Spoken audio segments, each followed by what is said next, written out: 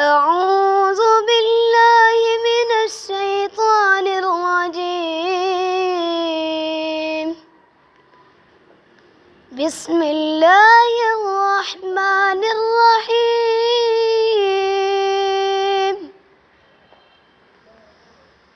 فلا أقسم بما تبصرون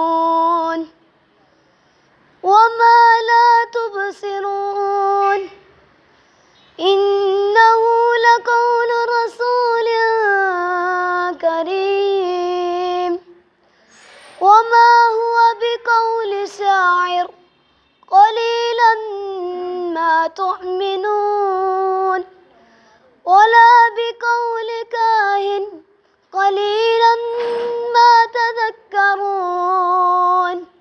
تنزيل من رب العالمين.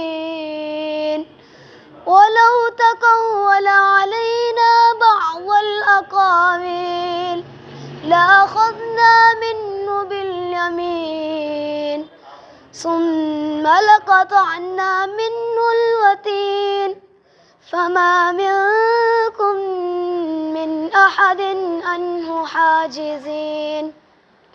وإنه لتذكرة للمتقين وإنا لنعلم أن منكم مكذبين وإنه لحسرة على الكافرين وإنه لحق اليقين. فسبح باسم ربك العظيم. صدق الله.